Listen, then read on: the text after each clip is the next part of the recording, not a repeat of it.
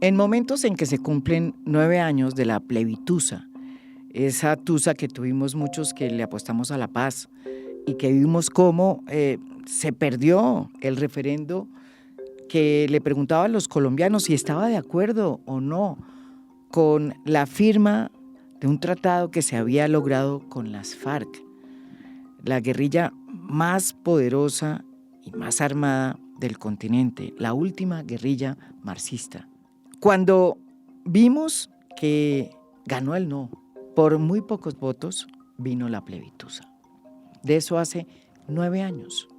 Para conmemorar este momento que nos debe llevar a una reflexión, preguntarnos qué carajo es lo que queremos hacer con nuestro país, hemos decidido revivir en el baúl de los recuerdos un podcast que hicimos hace poco, en donde pusimos a conversar a exfuncionarios de Juan Manuel Santos que participaron en el proceso de paz en La Habana y que consideran muy desacertado el trato que se le está dando a este tema en la paz total de Gustavo Petro con defensores de la paz total de Gustavo Petro, que para muchos, incluso para los que empezaron apoyándola, pues consideran hoy que es un fracaso.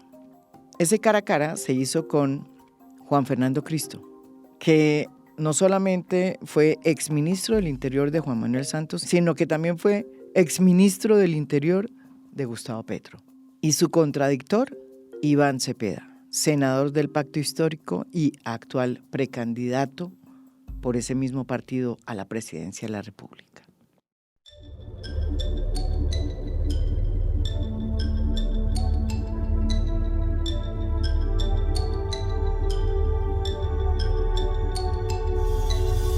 La paz total, que es el desafío más grande que tiene este gobierno de Gustavo Petro, ya está empezando a generar muchas incertidumbres y críticas, y no solo por parte de la oposición, digamos el Centro Democrático, que la llama la impunidad total, sino por parte de personas o de personalidades que fueron los arquitectos de el acuerdo de paz que se firmó en el 2016 entre el gobierno de Juan Manuel Santos y las FARC y que terminó con 60 años de guerra con las FARC.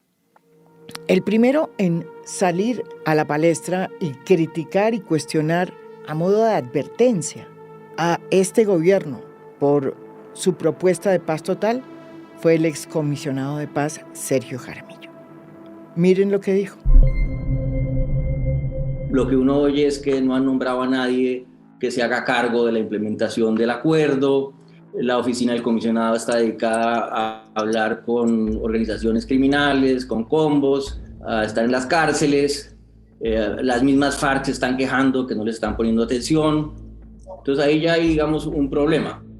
Pero también ha generado bastante escozor dentro de las personas y de los exfuncionarios que estuvieron al frente del acuerdo de paz y del proceso de paz en La Habana con las FARC, la decisión del gobierno de hablar la manera como el alto comisionado e incluso varios senadores se han referido a los diálogos exploratorios que han tenido con disidencias de las FARC y con bandas criminales, que al fin y al cabo uno no sabe ya cuál es la diferencia. Según esas críticas, que incluso también la hizo en varias intervenciones el propio Sergio Jaramillo, es que se le está dando un trato político a unas bandas criminales que desde luego no lo tienen. Y que eso confunde, porque el único interlocutor político de esa mesa es y debe ser el ELN. Y como si esto no fuera ya poco, el alto comisionado para la paz, Danilo Rueda, en una entrevista con Yamid Amat en CMI, reveló que estaban en diálogos exploratorios que todavía no se han dado con la Segunda Marquetalia. ¿Y quién es la Segunda Marquetalia? Pues este grupo de las FARC que firmó la paz, liderado por Iván Márquez, que además fue el jefe negociador de La Habana por parte de las FARC. Ellos, como ustedes bien saben, se salieron del proceso después de haberlo firmado y se rearmaron y están en Venezuela y se conocen como la Segunda Marquetalia. Esto fue lo que dijo Danilo Rueda sobre esos diálogos con Iván Márquez. ¿Ha habido encuentros entre usted y las disidencias de las FARC? Así es, con el Estado Mayor Central de las FARC. ¿Iván Márquez? No, ellos son la Segunda Marquetalia. ¿Y con ellos también? Ha habido ya un acercamiento, pero no ha estado Iván Márquez. ¿Él vive? Está vivo. ¿Está enfermo? Está enfermo, está convaleciente según lo que se nos ha informado. ¿Pero ha hablado con sus compañeros? Sí, hemos tenido acercamientos. Es decir, con miembros de las disidencias de las FARC. Hemos hablado con distintas expresiones que o se apartaron del proceso de paz, sí, o que nunca firmaron el acuerdo del Teatro Colón. De inmediato, el jefe negociador de ese momento en La Habana por parte del gobierno de Juan Manuel Santos, quien es hoy senador de la República, Humberto de la Calle, salió a cuestionar duramente esta decisión de Danilo Rueda. Quiero profundizar un poco sobre mi postura, en virtud de la cual me parece desaconsejable emprender negociaciones con Iván Márquez, con la llamada Segunda Marquetalia. Primero porque el mensaje que le envía a la sociedad es muy nocivo. Es decir, el avivato, el que incumple, finalmente es el que sale adelante. Ya esta es una sociedad donde la gente se cuela al Transmilenio, se brinca la fila del teatro, y ahora resulta que el mensaje implícito es premiar a quien incumplió. Incumplió después de firmar y después de traicionar su firma. En segundo lugar, me parece también un pésimo mensaje para los centenares de guerrilleros que están firmemente cumpliendo el Acuerdo de La Habana. Y además le quita seriedad al Estado. El Estado colombiano dijo: esta es su oportunidad, no hay una nueva oportunidad. Eso quedó reflejado incluso en la normatividad legal. Pero por último, frente a negociaciones futuras con el ELN o con estos otros grupos, pues me parece que el mensaje también es extraordinariamente dañino. Firmemos aquí porque siempre hay un repechaje. Después volvemos a discutir, reabrimos y reabrimos. Mejor dicho, este fuego amigo está tenaz. Para entender cómo están leyendo los protagonistas del acuerdo de paz de hace 6 años en La Habana, y para saber qué es lo que está pasando con la paz total, cuáles son sus propósitos, entre otras, un poco adivinando, porque todavía ni siquiera tenemos un proyecto como tal que nos diga cuál es la hoja de ruta, están invitados 2 personas que trabajaron en el acuerdo de paz y se la jugaron hace 6 años por la firma de ese pacto, pero que hoy pues tienen divergencias frente a lo que podría suponer la paz total. Uno de ellos es el senador por el pacto histórico, Iván Cepeda, quien fue hace 6 años uno de los senadores que más estuvo presente en La Habana, tratando de acompañar el proceso. Hoy es también artífice de la paz total, porque es el que tiene que presentar ante el Congreso los proyectos que tengan que ver con el desarrollo de esa paz total, proyectos que todavía no conocemos. Pero está en la pomada, está metido. Fue parte de ese grupo que estuvo en La Habana con el propósito de descongelar el proceso de negociación con el ELN, que es otro ángulo que tiene la paz total y que desde luego vamos a tocar aquí en A Fondo. Bienvenido, Iván. Gracias, María Jimena. Un saludo cordial.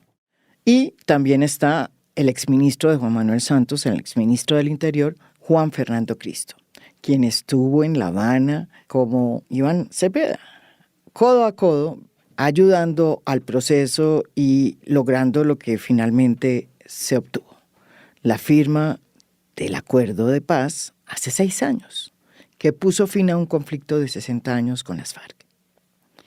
Él también tiene varias críticas sobre los primeros trazos, que repito, pues son muy vagos, de lo que podría significar la paz total.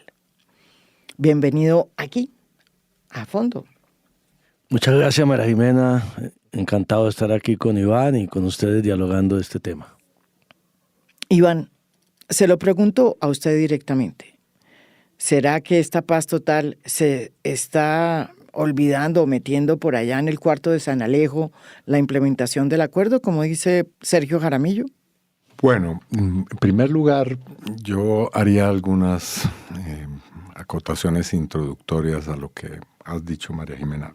Primero, nosotros estamos en la mayor disposición de abrir un diálogo con todos los sectores políticos del país y, por supuesto, con quienes hemos trabajado durante años, en primer lugar, por defender el proceso de paz, que nosotros también hemos ayudado a construir y a defender. Claro. Así que no veo ninguna antítesis o contradicción entre la implementación del acuerdo, que es además el compromiso esencial del gobierno del presidente Petro, y la política que hemos planteado. En segundo lugar, diría que es una política que está en construcción, no es una política acabada ni sobre la cual haya una última palabra.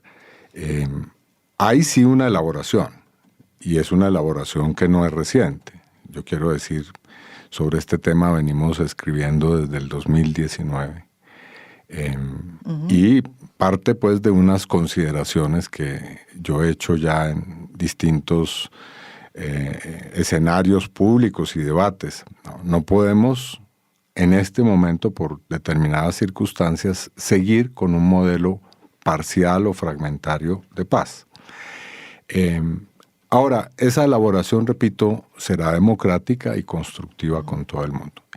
Y por supuesto hay debate, porque no hay nada que pueda ser planteado, digamos, sobre la paz, especialmente que sea nuevo y que no suscite inmediatamente reacciones. Ahora, yo creo que es necesario que ese debate democrático y, repito, bienvenido, sí se dé sobre bases y premisas veraces para que pueda ser productivo y serio. Yo creo que su crítica está señalando, nos está advirtiendo que no vayamos a descuidar la implementación del acuerdo, pero, digamos, en eso yo creo que es fundamental afirmar, y no tanto en palabras, porque ya lo hemos dicho hasta la saciedad, sino con hechos. Y los hechos están ahí. Ayer, por ejemplo, la señora ministra de Agricultura ha dicho que se van a formalizar o titular 681,000 hectáreas de tierra como parte del primer punto del acuerdo. Ayer en el Congreso, Comisión Primera, ha pasado en el primer debate el texto de la reforma política que pertenece al segundo punto del acuerdo, y podría enunciar muchos otros hechos. Bienvenida las críticas que nos ayuden a implementar mejor el acuerdo, pero que este gobierno se la va a jugar, digamos, toda porque el acuerdo quede implementado hasta su última letra y punto final, eso no debe caber duda. Su opinión sobre estas críticas que están dirigidas a decir que este gobierno no está preocupado por la implementación del acuerdo. A ver, y lo hemos dicho varios, pero sobre lo de Iván Márquez, pero vayamos un poco atrás como introducción. Yo creo que el propósito de la política de paz total lo tenemos que acompañar todos los colombianos que creemos que hay que buscarle una salida negociada a este conflicto armado. Y me parece además que es muy acertado del gobierno del presidente Petro entender la crisis humanitaria que está viviendo el país después de los 4 años de inacción total del gobierno Duque en la implementación del acuerdo. O sea, este propósito de disminuir la intensidad del conflicto, de avanzar en acuerdos humanitarios, de tratar de bajar la intensidad porque no se va a acabar, del asesinato de líderes sociales y de excombatientes. Hay territorios, hay poblaciones que están sufriendo mucho en los últimos años. El Catatumbo norte santandereano, el Bajo Cauca antioqueño, el Pacífico nariñense y caucano y chocuano. Lo de Arauca es terrible el deterioro en los últimos 4 años. Y yo creo que intentar proteger a la población civil es lo mínimo que debe hacer un Estado y un gobierno responsable. Ahí yo creo que que estamos totalmente de acuerdo. ¿Qué es lo que nos parece que es importante conceptualmente empezar a buscar consensos? Primero, lo acaba de decir Iván, hay que mandar mensajes con hechos y no con palabras de un compromiso a fondo con la implementación del acuerdo de paz. ¿Por qué, María Jimena? Porque perdimos 4 años, porque no se hizo absolutamente nada. Pero yo creo que no hay un gobierno que haya mandado más mensajes que este en el tema de implementación del acuerdo, ¿no le parece? Ahí lo digo con franqueza, los mensajes son equívocos. ¿Por qué? Porque, por eso digo, lo importante son los hechos y no las palabras. La eliminación de la Consejería del Posconflicto es una profunda equivocación. O sea, no hay manera de implementar el acuerdo de paz desorganizadamente y anárquicamente dentro del Estado. Si no hay una coordinación desde la propia Presidencia de la República, de todos los ministerios, de las gobernaciones, para el PENIS, para el plan de sustitución de cultivos, que hay que avanzar porque también se desmontó en estos 4 años. En el tema de los PEDETs, en el tema de la propia reforma rural, va a ser muy difícil tener una coordinación, y el Alto Comisionado de Paz va a estar dedicado, tiene mucho oficio, tiene que conversar con mucha gente. Entonces, claro que el presidente Petro, y claro que el pacto histórico, y claro que el Alto Comisionado, todos han expresado, el propio Iván, todo el tiempo, no podía ser de manera distinta, el compromiso con la implementación del acuerdo de paz. Pero al día de hoy no se ha convocado la CECIBI, no se ha convocado a la Comisión de Protección de Seguridad, no se ha conformado la CECIBI por parte del gobierno, llevamos 1 mes y medio. Se eliminó dentro de la reestructuración la Consejería del Posconflicto. Entonces, ahí hay unos hechos que nos preocupan, pero no a nosotros. Lo ha dicho Humberto Lacalle, lo he dicho yo también. Aquí nadie es el dueño de la verdad absoluta. Entonces hay que hacer un acuerdo, o las conversaciones de paz que hay que hacer hacia el futuro es bajo el modelo de lo que se hizo con las FARC. El país es distinto, las circunstancias son distintas. A mí me gusta la innovación y la audacia de las propuestas del gobierno. Lo que hay que es organizarse bien, hablar con todo el mundo, sí. Sin lugar a dudas hay que hablar con todo el mundo. Hablar simultáneamente, que algunos dicen, pero esto al mismo tiempo, claro que es complejo, pero yo creo que es bueno hacerlo. Es bueno hacerlo. Lo que hay que tener claro es con qué marco jurídico se habla con cada quien y cómo se van a manejar las 3 o 4 o 5 pistas, porque aquí no sabemos hay cuántas muchas pistas van a tener y quién va a adelantar eso. Eso todavía no está claro. Es natural que no esté claro. También, lo digo yo, es natural que no esté claro porque está comenzando todo y la paz siempre es compleja y la paz total, entonces si esa es la ambición, pues es mucho más compleja todavía. Pero una reflexión inicial, María Jimena, es no podemos, aquí hay una discusión muy de fondo. El origen de la idea de la paz total, es decir, se desmovilizaron las FARC, el Estado no copó el territorio que dejaron las FARC, llegaron todas estas bandas y entonces hay que hacerlo. Hay que hacer con todos porque si no, no funciona. Eso es cierto, pero no total, no es la verdad absoluta tampoco. Porque yo creo que parte del deterioro que hubo estos 4 años en los territorios es también por la ausencia de implementación. ¿Me explico? O sea, claro, los otros grupos ocuparon el territorio, el Estado fue incapaz, no solamente desde el punto de vista militar, sino de la implementación. Claro. Entonces hay que hacer las dos cosas, implementar a fondo, o sea, no hay posibilidad de éxito en la paz total sin una implementación a fondo del acuerdo de paz. Es todo un conjunto, si no nos quedamos en lo que hizo el gobierno Duque, que es limitar la paz simplemente a la desmovilización y la reincorporación de la FARC. Bueno, entonces, Iván. Bueno, yo aquí me quedo con la justa crítica del desmonte de la oficina del posconflicto, del Alto Comisionado para el Posconflicto, porque efectivamente hay razón en eso. Ese es un esfuerzo que requiere un inmenso músculo administrativo. Y ya lo vimos, lo hemos visto en estos años. Organizar el PENIS. En el pasado gobierno es porque no hubo voluntad.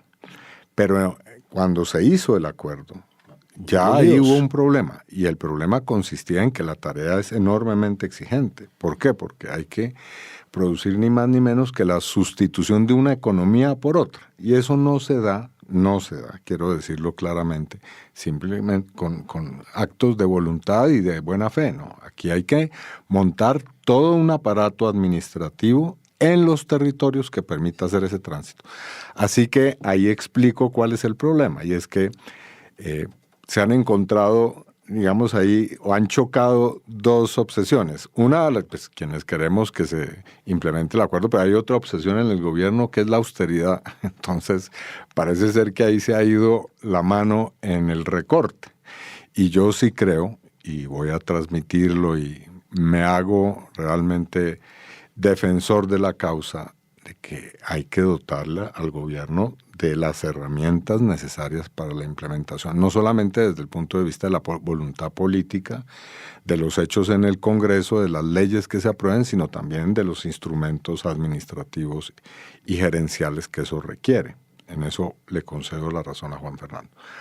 Pero dicho eso, sí se están haciendo cosas y creo que la lista va haciendo y va sumando. Y en el primer punto del acuerdo, yo creo que va a haber noticias alentadoras. Ahora, repito, eso no basta, hay una necesidad de que se conviertan en hechos administrativos. Ahora, el segundo comentario que haría sobre lo que dice Juan Fernando es, claro, es real todo eso. El problema de lo que tenemos hoy en los territorios es porque no se implementó el acuerdo, pero yo le agregaría un factor que me parece en extremo preocupante y que es el objeto del discurso que pronunció el presidente precisamente en la Asamblea General de las Naciones Unidas. Y es que en estos años hemos visto consolidarse una reestructuración del narcotráfico transnacionalmente. Es decir, lo que hemos visto de 4 o 5 años para acá es el surgimiento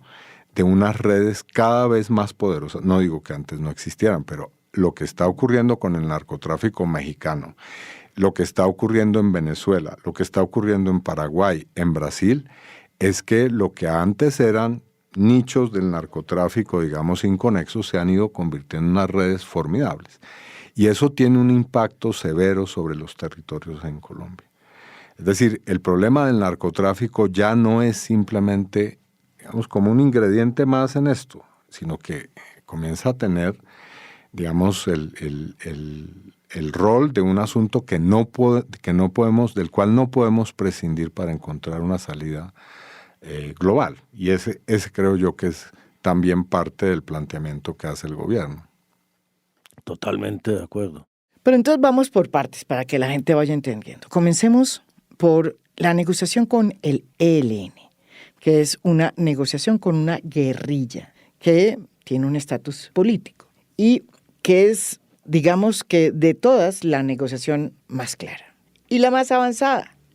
Iván Cepeda, que estuvo en La Habana descongelando el proceso que se había congelado en el gobierno de Iván Duque, luego de que ese gobierno había decidido frenar cualquier negociación con el ELN tras el atentado a la Escuela de Cadetes General Santander. Iván, ¿en qué estado está la negociación con el ELN, que es la más avanzada y de la cual uno oye muy poco? Bueno, yo creo que aquí la metodología puede ser la del refrán popular que popularizó un compañero de gobierno del doctor Juan Fernando Cristo, que es Rafael Pardo, que dijo cada loro en su estaca. Bueno, aquí de eso se trata. Es evidente que no puede haber confusiones ni mezclas, sí articulaciones.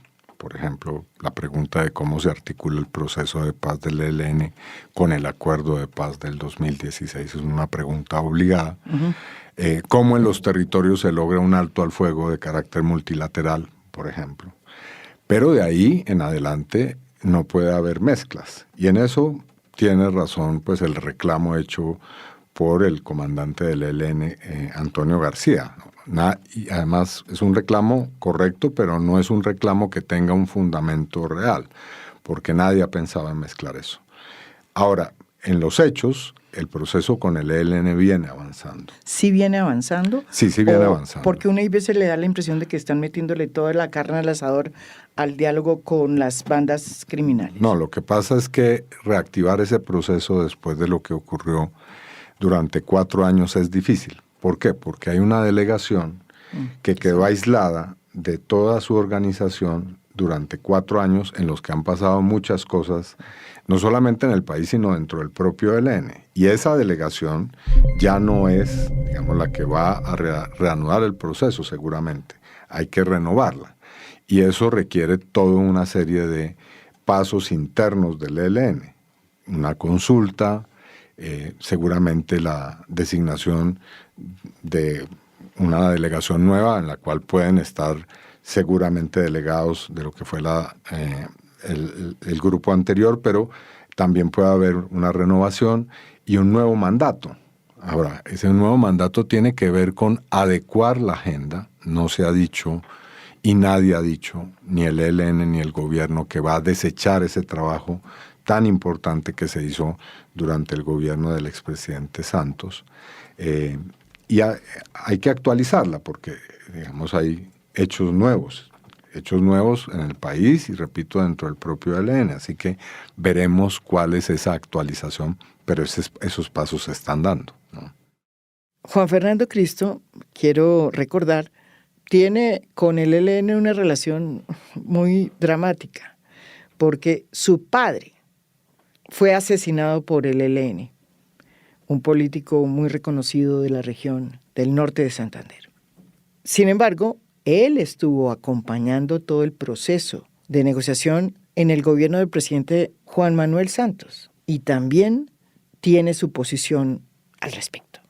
¿Cómo ve usted, Juan Fernando, que este gobierno saque adelante este proceso con el ELN cuando hay tantos intentos fracasados, uno de ellos en el gobierno de Juan Manuel Santos? Yo creo que si recordamos todo lo que se hizo durante el gobierno Santos, se habló con las FARC, se llegó a un acuerdo con las FARC, simultáneamente había una negociación con el ELN, sí, pues empezó más tarde, pero hubo un momento en que las dos mesas estuvieron sí, funcionando. Es más, recordemos que incluso el gobierno facilitó en un momento que excomandantes de las FARC fueran a la mesa en Quito a intercambiar Sí. Opiniones con la gente del ELN, tratando de darle un impulso al acuerdo. Y se llegó, además, a una agenda. Todos sabemos qué fue lo que pasó, no solamente una agenda, se entró en la agenda, en el punto 1, tuvimos mucha participación en lo que tenía que ver con la participación ciudadana, que era el primer punto. Y además se llegó a un cese bilateral que todos sabemos cómo fue que se lo tiraron y quién se lo tiró, etcétera, etcétera. Entonces, digamos que esto de estar hablando con todos los actores armados al mismo tiempo, así sea a velocidades distintas y en escenarios distintos, no es nuevo. No es nuevo, claro. Aquí lo que pasa es que está al mismo tiempo empezando todos los procesos porque no había nadie, no había nada ni con el ELN, ni con las bandas, ni con las disidencias. Ahí hay diferencias también. Y digo esto porque a mí me parece que sin entrar a establecer categorías de acuerdos de paz, lo que sí hay que tener claro es que en el caso del ELN, el acuerdo con el ELN y la búsqueda de una paz con el ELN es fundamental, ¿eh? Es fundamental porque de todos estos actores, independientemente, todos sabemos lo complicado del ELN. Yo personalmente creo que el ELN nunca ha tenido una decisión clara de abandonar las armas como la tomaron las FARC, sí. Y todos sabemos, participamos en Quito, los líos del ELN, la federalización del ELN, Arauca, el Frente Chocó, todo. El proceso de paz con el ELN no va a ser fácil, nunca ha sido fácil. Pero es un proceso político sin lugar a dudas, independientemente de que hayan terminado en actividades criminales, en minería ilegal, en el narcotráfico. Esta guerrilla tiene un origen político y tiene un propósito político en su origen. Y yo creo que avanzar en ese proceso es fundamental. Yo no me imagino Tú decías ahora, María Jimena, yo creo que esa no es la idea del gobierno, Iván lo dice, que es que se le está dando mayor importancia a las bandas, tal vez por la novedad y tal vez por esa foto desafortunada y esa calificación del Estado Mayor de las FARC y esa tal vez ingenuidad que yo creo que espero que se rectifique de señalar que cada grupo en Colombia que vaya a ingresar en la paz total, ellos son los que se caracterizan. ¿Qué clase de grupos son? No, es el Estado, es el Consejo de Seguridad del gobierno colombiano el que debe definir y caracterizar. Entonces me parece que avanzar en el ELN inicialmente, Iván da las buenas noticias que se está avanzando mucho. Yo escuché al comisionado hace unos días diciendo que tal vez en esta semana, o sea, antes de que termine el mes de octubre, podrían haber ya avances importantes para comunicarle al país.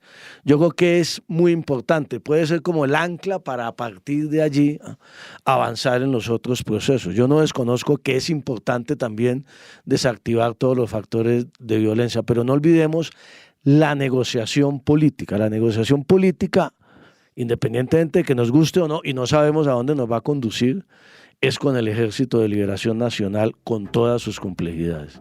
Hablemos entonces de esa negociación que también ha planteado dentro de la paz total del presidente Gustavo Petro con las disidencias, que en el fondo no es sino una, o por lo menos la más importante, que es la disidencia de Gentil Duarte, llamémosla así, un jefe que no era ni jefe, sino que era más bien el comandante del Frente Primero del bloque oriental de las FARC, que decidió, a pesar de que estuvo en La Habana y de que estuvo en el Yarí, no firmar el acuerdo e irse con su grupo de gente armada a las selvas del Baupés. No eran más de 400 hombres cuando se fueron.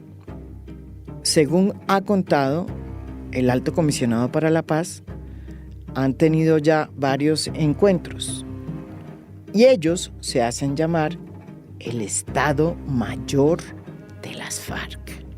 Eso ha causado una gran molestia entre los ex-FARC, entre el Partido Comunes. Sus más altos dirigentes están diciendo, a ver, el único Estado Mayor Central de las FARC fuimos nosotros y nos desmovilizamos, entregamos las armas y cumplimos con lo pactado. Juan Papié, que es una de las personas que más conoce el conflicto en Colombia y que es el representante de Human Rights Watch en Colombia, dijo en un trino que las FARC se desmovilizaron en Colombia en el 2017 y que lo que quedan son disidencias dedicadas principalmente al narcotráfico.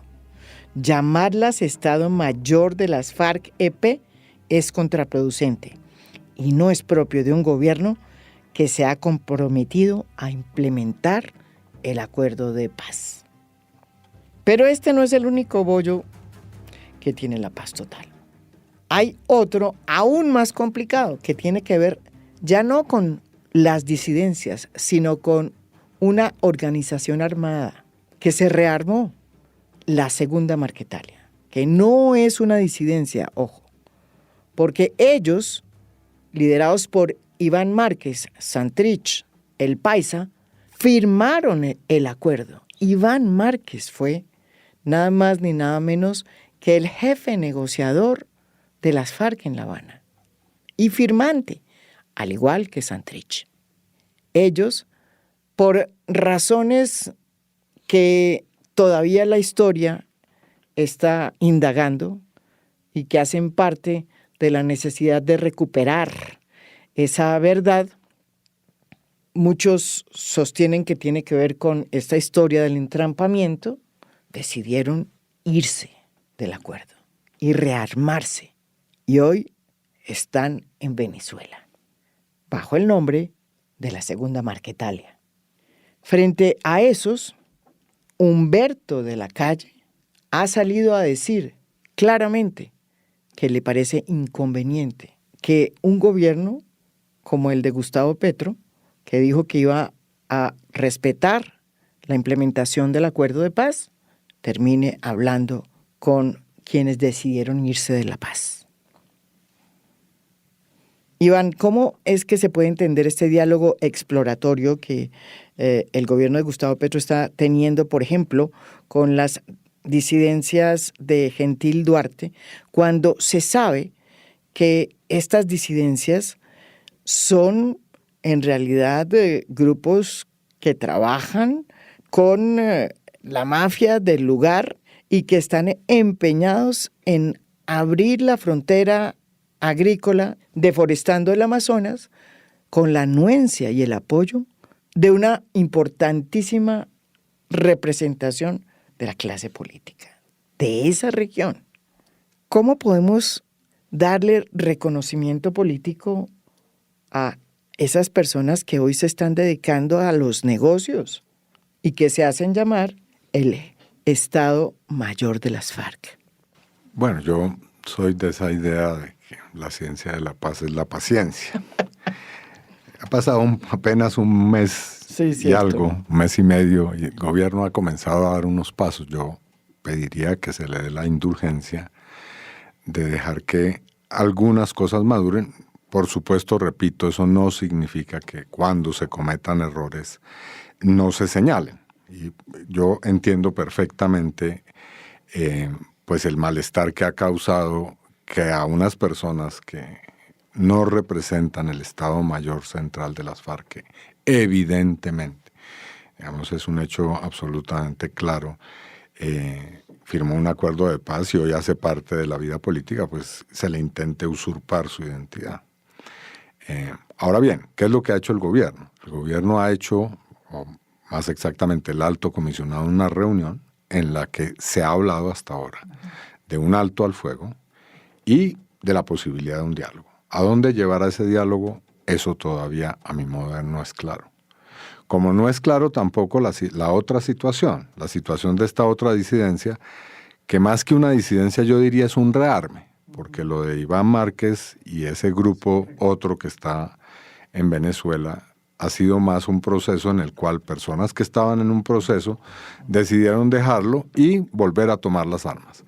Bueno, ahí tampoco hay claridad porque sencillamente no ha habido ningún paso distinto a decir, como lo ha dicho el comisionado, que hay un contacto. No se está hablando de que Iván Márquez se va a sentar en ninguna mesa, ni que va a haber una renegociación como en algún momento vi que estaba pues diciendo y estaba preocupado el doctor de la Calle. Yo le dije claramente que no vamos a negociar ni a renegociar el acuerdo de paz, eso sería absurdo. Por todo y todo, pero además porque quienes estamos en esto hemos defendido el acuerdo, entonces no hay ninguna razón para tener ese temor. Ahora, aquí la pregunta que yo hago es, ¿qué solución? Porque ahora que estoy de gobierno, me he dado cuenta que es fácil decir cómo no se hacen las cosas. El problema es decir cómo se hacen y cuáles son los caminos. Y efectivamente podrá decirse lo que se quiera de este grupo y del Clan del Golfo y de todos esos grupos, bueno, por lo menos de todos esos grupos grandes, pero que tienen un impacto en la vida del país, que tienen un arraigo territorial, que tienen una capacidad muy importante pues de hacer daño y también de construir realidades, pues es innegable. Y a esa gente no se les puede ir a decir sencillamente ustedes son unos mafiosos, unos tales por cuales y sométanse a la justicia, porque para eso no se necesita entablar ningún diálogo.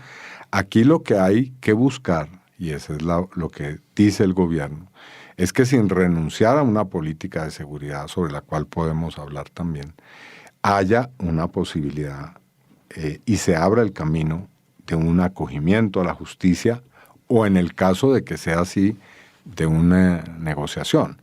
Pero eso tiene que ver con un proceso de convencimiento que se hace sobre la base de un diálogo y sobre la base de la búsqueda de un camino, que es el que hay que construir. Juan Fernando. Bueno, Jimena, yo creo que lo importante, en primer lugar, en todo este marco, es definir de quién estamos hablando. Es que a mí me parece que aquí hemos hecho un debate, y tal vez lo discutíamos con Iván en estos días. Mire esto. Emilio Archila nos dijo durante 4 años, y yo le creo, y eran las cifras de la Agencia de Reintegración, que el 97% de quienes eran combatientes de las FARC en el 2016 estaban reincorporados plenamente en los distintos programas del gobierno, estaban cumpliendo con el acuerdo. Eso lo dijo el gobierno y el consejero. Que casi no quería el acuerdo. Que no le gustaba el acuerdo. Siempre dijeron esas cifras. O sea, estamos hablando del 3%. Póngale cuidado a estas matemáticas, que a veces estamos hablando del 3%, póngale el 5% que incumplió, que Emilio Archila no estuviera totalmente. Eran 13.000 excombatientes, el 5% son 650 excombatientes. Usted ahorita citó una cifra que no sé si es de IDEPAS o de inteligencia o de las dos, en donde decían que hay 4.500. O sea, estamos hablando de 650 o de 4.500. Yo creo que ni son 650 ni son 4.500. Creo que son menos, pero creo yo, no tengo ni idea. Lo primero que tienen que decirnos las fuerzas militares es identificar si son 4.500 o 3.000 y dónde están y cómo están. Lo cierto es que la mayoría, en todo caso, es gente nueva, es reclutamiento nuevo de esas disidencias, claro. ¿Buscando qué? Las rentas ilegales del narcotráfico y de la minería ilegal, etc. O sea, solamente 650, claro, no contando lo de Gentil Duarte, porque esto eran los 300, que era creo. 400 el frente 400 primero. 400 frente primero, pero sí. Bueno, entonces ahí lo primero que tenemos que saber que era de quién estamos hablando y hacia dónde va dirigida una política. Primera reflexión. Segunda, yo me atrevería a decir que en el caso del ELN no puede haber discusión, puede haber gente que esté de acuerdo o en desacuerdo con hablar con el ELN, pero un acuerdo de paz, ni la comunidad internacional, ni aquí, la gente dice, pues tienen origen político y es una negociación política, que no se les puede dar más que las FARC, que no se pueden tocar unos temas, eso es otra discusión. Y del otro lado están las bandas criminales y el Clan del Golfo, que yo creo que ahí no puede haber ninguna discusión tampoco, de que tiene que ser un sometimiento, un acogimiento a la justicia. Seguramente conversar y eso, pero sobre la base de justicia ordinaria, negociación de penas y política criminal. Y presencia territorial. Y en la mitad está este lío de las disidencias, que no es un lío menor de cómo se va a tratar. Ahí es donde yo creo que está el mayor desafío de política y el mayor desafío de la sociedad colombiana. Cómo tratar a estas disidencias que a su vez tienen, como lo ha dicho el gobierno, lo ha señalado Iván y tienen toda la razón, dos circunstancias distintas. Los que firmaron y después decidieron salirse del acuerdo y se rearmaron, y los que no se sometieron. Ahí me parece que hay que tratar de buscar fórmulas, de buscar alternativas, sin lugar a dudas, y ahí puede haber una disparidad de criterios y un gran debate en la sociedad colombiana. A mí me parece que en el caso de la nueva Marquetalia no tiene ningún sentido darle reconocimiento político, establecer una negociación política con quienes ya firmaron el acuerdo de paz. En eso tiene razón De la Calle, qué se va a negociar o qué se va a renegociar. Y en lo de Gentil Duarte, pues es muy difícil también tragarse el sapo de reconocimiento político, pero miremos a ver qué plantea el gobierno. Todo esto yo termino de la siguiente manera. Por estar discutiendo todo esto, no podemos olvidarnos que el Estado colombiano necesita una política de seguridad y que hay que combatir a estos grupos mientras pasa todo esto. No podemos quedarnos cruzados de brazos, porque resignarnos a que siga creciendo. Entonces me parece que ahí también hace falta, se está hablando mucho de zanahoria, y no de garrote. Pero hay que también empezar a hablar de garrote, porque si no, es una negociación coja y sería ingenuo pensar que sin un ejercicio de autoridad del Estado puede llegarse a un cese del fuego o puede llegarse a unos acuerdos que permitan, como todos queremos, disminuir la violencia en los territorios. Frente a los diálogos exploratorios que el gobierno del presidente Iván Duque ha dicho que va a hacer con la segunda Marquetalia, el senador Humberto de la Calle, que como todos sabemos era el representante del gobierno de Juan Manuel Santos en La Habana, salió a decir que no se debería negociar ni dialogar, óigame bien, con ninguna persona que haya abandonado la mesa de negociación de La Habana. ¿Usted qué dice, Iván? Primero, antes de responder esa pregunta puntual, una acotación que es esta. En los próximos días el gobierno va a radicar en el Congreso la ley de acogimiento a la justicia y buena parte de estos temas van a quedar ya en otro contexto, que es el de discutir una ley concreta, ¿no? Y aquí hay el primer capítulo de ese proyecto es cuáles son los criterios que hay que fijar para que un grupo pueda acceder a esa ley, y ahí es evidente que vamos a tener una definición en el proceso de discusión sobre quiénes son los del acogimiento a la justicia. En segundo lugar, yo creo que hay una distinción entre un actor político y si hay necesidad de una negociación política. Aquí esa distinción es importante porque Márquez y ese grupo de gente estuvo en una negociación política. Es decir, el Estado los reconoció como actores políticos en su momento. Vino una situación que está, a mi modo de ver, esa es mi perspectiva, por ser aclarada. ¿Qué ocurrió con relación a Santrich y a Márquez en ese proceso? No solamente con relación a lo que ocurrió en el momento en que se produjo la solicitud de extradición, que entre otras cosas, a mi modo de ver, sí tiene un momento enigmático, por decirlo menos, y es que el entonces fiscal general de la Nación no le comunicó al presidente Santos, sino hasta la madrugada del día en que iban a capturar a la persona con la que, o una de las personas con la que él había negociado un acuerdo de paz, que lo iban a capturar. Es decir, ahí hay algo que no es claro. Pero en segundo lugar hubo un atentado o un intento para matar a alias El Paisa y también al propio Iván Márquez en el espacio ese de Miravalle, ¿no? Que fue lo que él dice motivó su vida, su retiro del proceso. Entonces, aquí está claro que no hay que negociar.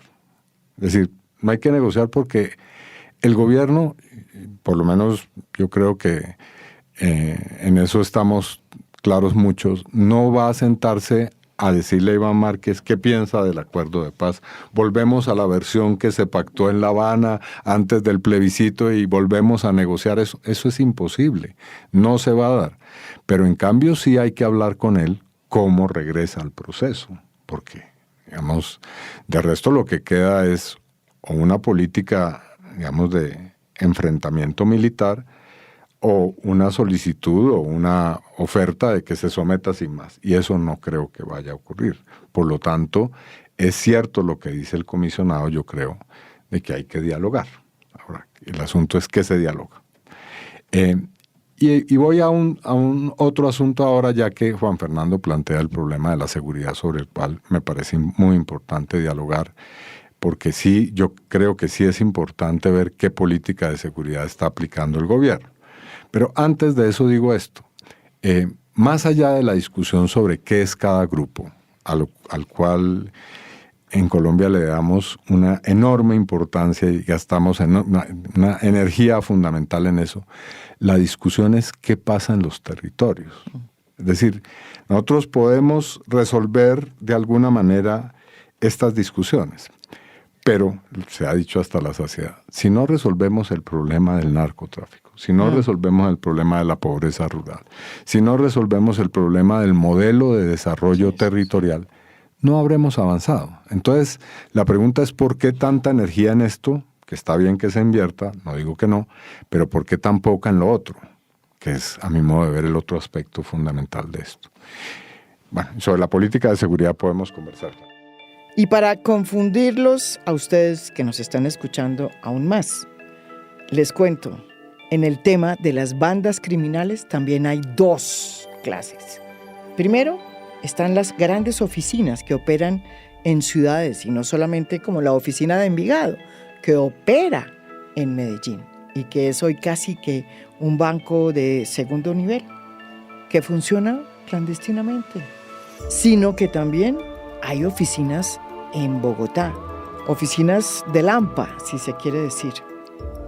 Y estas no son solo organizaciones venezolanas, como el Tren de Aragua. Son poderosas mafias que se han instalado en las grandes capitales.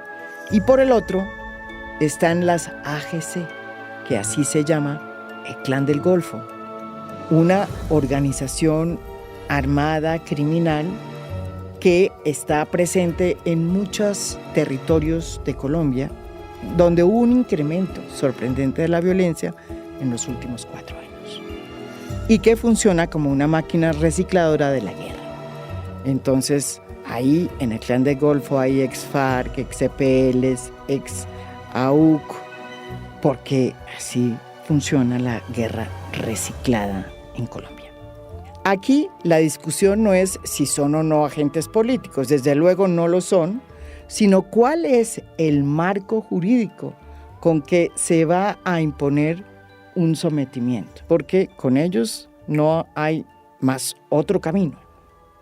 Iván, ¿alguna luz sobre cómo va a ser esta negociación para someter a estas bandas criminales y a estas imponentes y poderosísimas casas de la mafia que operan en las grandes ciudades? Simplemente eso podrá quedar claro cuando presentemos el respectivo proyecto, sobre el cual no quisiera adelantar comentarios para no violar, digamos, una cláusula de confidencialidad que hay. Hasta que no tengamos el proyecto, no comenzamos a hablar de él.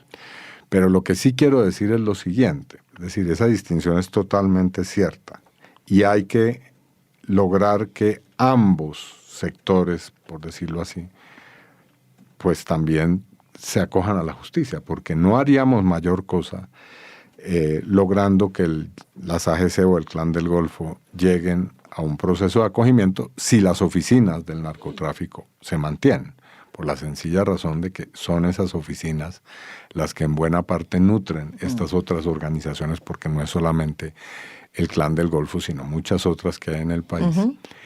Tienen, digamos, sus relaciones con el narcotráfico a través de las oficinas.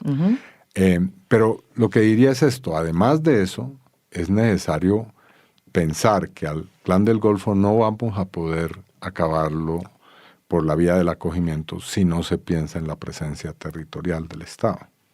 Por la sencilla razón de que esas organizaciones tienen un fuerte arraigo territorial.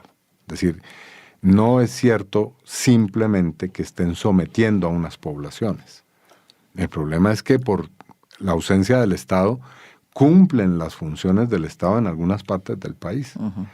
Y eso, digamos, así se trató en el momento incluso del gobierno del expresidente Santos.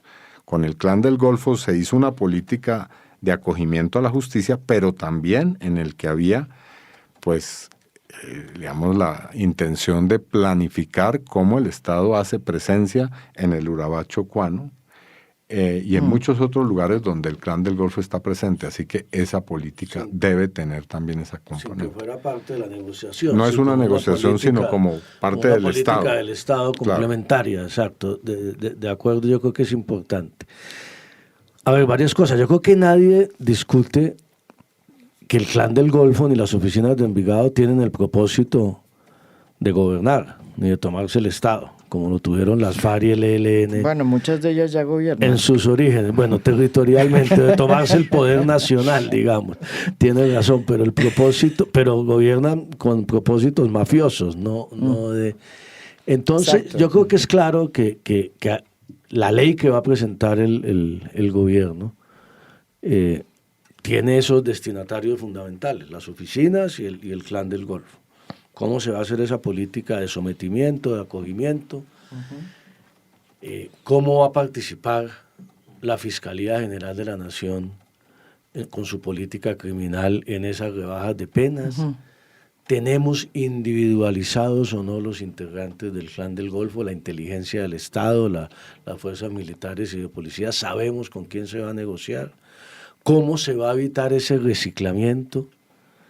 Que ahorita decía Iván, el Clan del Golfo es una suma de movilización. Lo que no queremos es después Clan del Golfo número 2 con los reciclados de todo lo que pasó con las oficinas y eso, o con gente que se incorpora allí Y claro, allí es un tratamiento distinto al de las disidencias, sin lugar a dudas también. Yo creo que el gran lío con el tema de las disidencias es el mensaje que se le manda a la sociedad de que quienes incumplen con un acuerdo y traicionan el acuerdo y traicionan a sus propios compañeros que cumplieron con el acuerdo y a la sociedad, pues vuelvan otra vez a tener un reconocimiento político. Hay una discusión muy de fondo. Aquí no. Aquí en el tema de las disidencias, el tema del Clan del Golfo, y eso es política criminal, sometimiento, sí, que además no son, digamos, las zonas donde ejerce influencia territorial el Clan del Golfo, donde gobierna, las conocemos todos, están muy claramente definidas, ¿no? Sí. Y ahí yo creo que una política de inversión y de presencia territorial del Estado es importante sin que haga parte de la negociación. Yo creo que hay que esperar la ley de sometimiento. Yo creo que más que el concepto legal allí y la discusión de las penas o no penas y la rebaja de penas y las delaciones y qué papel van a jugar los carteles mexicanos, los carteles venezolanos, los brasileros, ahí nos queda los paraguayos. Ese pequeño, yo creo que nos toca para otro podcast, ese pequeño lío de eso, pero con lo de ahora, yo creo que la discusión para mí y la preocupación, entendiendo que hay que avanzar en una política de sometimiento, es cómo se individualiza la gente, cómo no terminamos abriendo de tal manera la ley de sometimiento que cualquier banda en cualquier municipio que no pase lo de la ley de justicia y paz. Exactamente, cómo termina entrando todo el mundo. ¿Qué información tiene el Estado? O sea, tenemos muchas dudas por absolver, pero obviamente es un camino que hay que emprender y yo creo que nos falta mucho camino, mucho trecho por avanzar allí. ¿Y cómo evitar ese reciclamiento y cómo participa, vuelvo y digo, la Fiscalía General de la Nación institucionalmente? Olvidémonos quién es el fiscal general de la Nación de ahora o el que viene, que le va a tocar también parte del tema, pero no podemos olvidar que esto es política criminal con estas bandas y ahí tiene que haber un trabajo coordinado de toda la institucionalidad y del Estado colombiano más allá del gobierno. En el gobierno de Juan Manuel Santos, e incluso antes, el proceso de paz con las FARC siempre contó con una estrategia de seguridad. En el caso de Juan Manuel Santos, fue una estrategia muy dura, dirigida a golpear las estructuras medias y altas de las FARC. Fue una estrategia que tenía, por un lado, la mesa de negociación en La Habana, pero por el otro, una estrategia muy fuerte, pero por el otro lado, un garrote. Y eso, de alguna manera, contribuyó también a que no se rearmaran. Y eso contribuyó también a el éxito del acuerdo. Aquí hay la preocupación, y mucha gente lo ha dicho ya, varios analistas, que existe una propuesta que es la zanahoria, que es la paz total, ampliada a casi todos los sectores que generan violencia en la sociedad, pero que falta la estrategia de seguridad, muy importante para que la zanahoria no sirva para que muchas organizaciones criminales deciden aprovechar este momento y para posicionarse cometan actos de violencia y en lugar de bajar la violencia, pues esta pueda subir. ¿Cuál es la política de seguridad de este gobierno? Que tampoco la tenemos todavía muy clara. Bien, el ministro de Defensa, Iván Velázquez, ha sido muy claro en señalar que el Estado continúa y continuará ejerciendo pues la fuerza cuando sea necesario.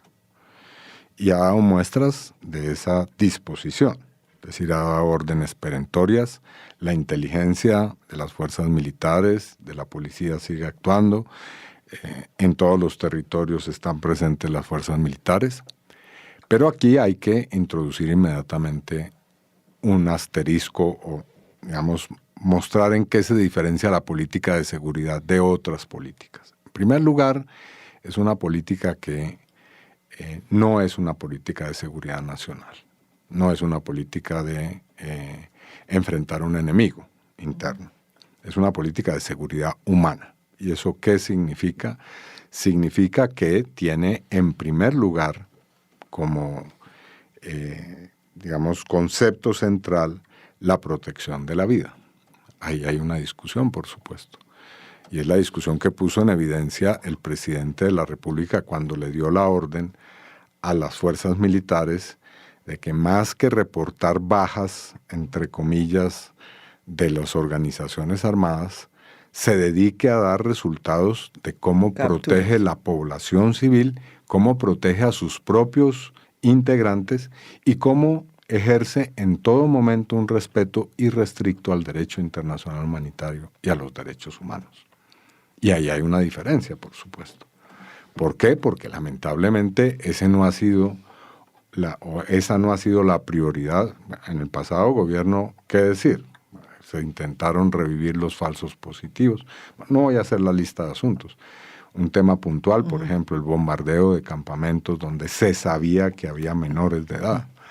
Entonces, también hay una serie de órdenes que tienen que ver con eso, con que las fuerzas militares respeten los derechos humanos.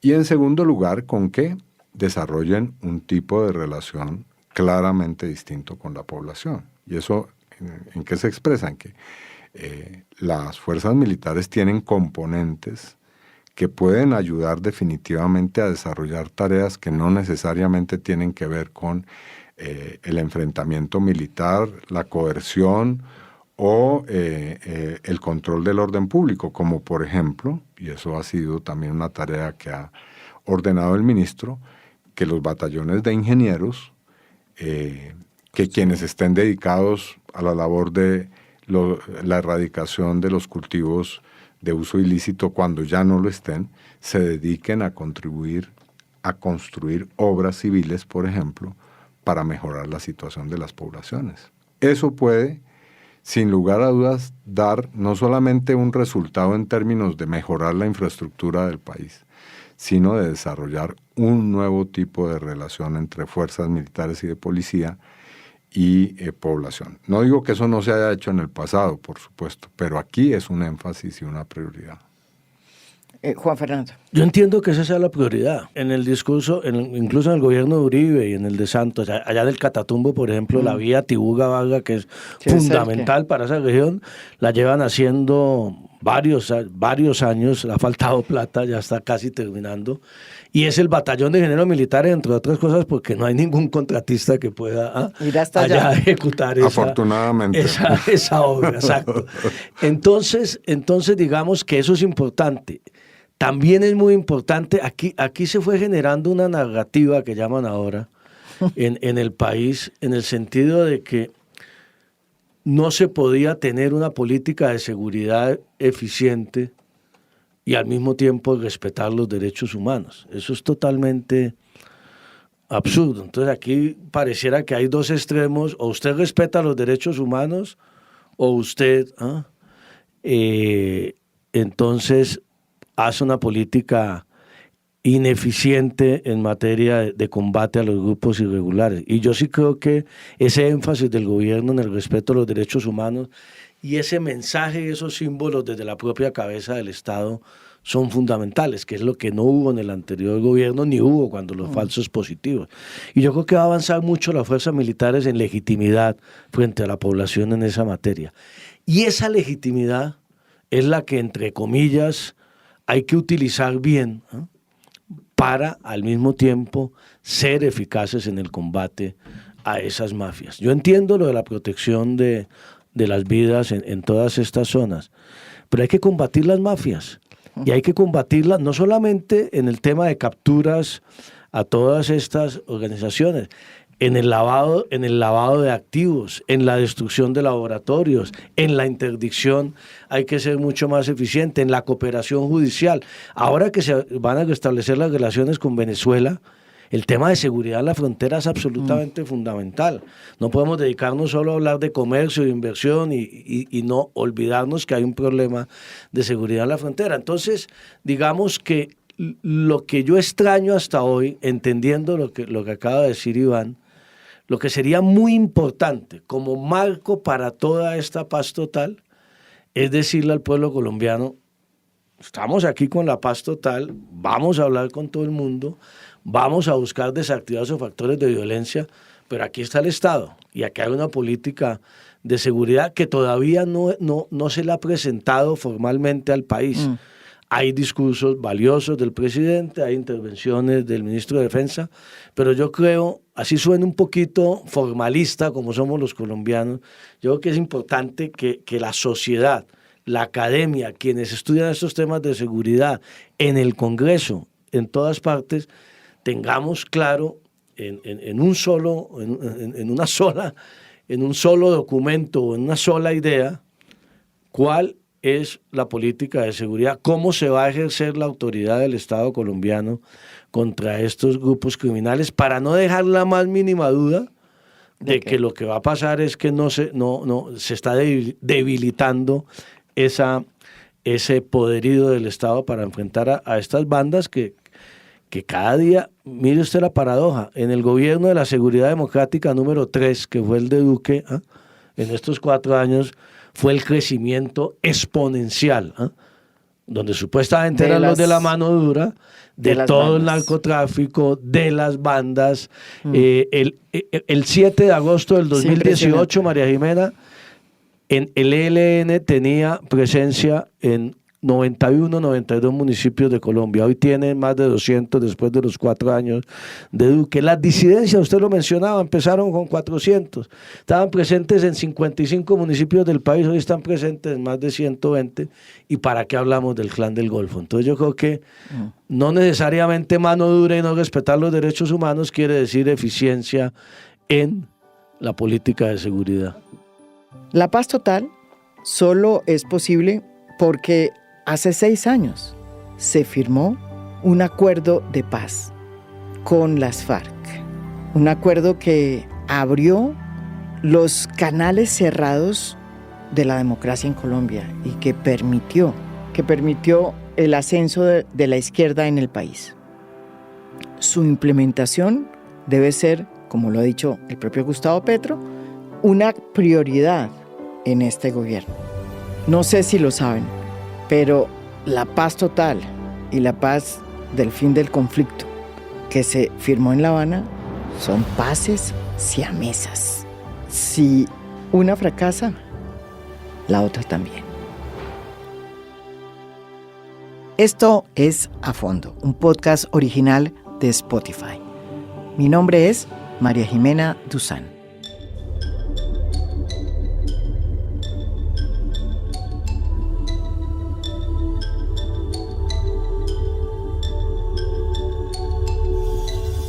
A Fondo es un podcast original de Spotify. Producción general, Lucy Moreno. Editor de contenido, Michael Benítez Ortiz. Edición de audio, Carlos Bernardo y Blue Velvet. Música original del maestro Oscar Acevedo. Por Spotify, la producción fue de Sara Barrett. Supervisión de producción, Sofía García Ramos. Business Affairs, María Valero. Por marketing, Marta Rodríguez. Comunicación y prensa, José Echeverri. Editorial, Patricia Cordero. Legal, Janet Vázquez. Gracias por escuchar. Soy María Jimena Duzán.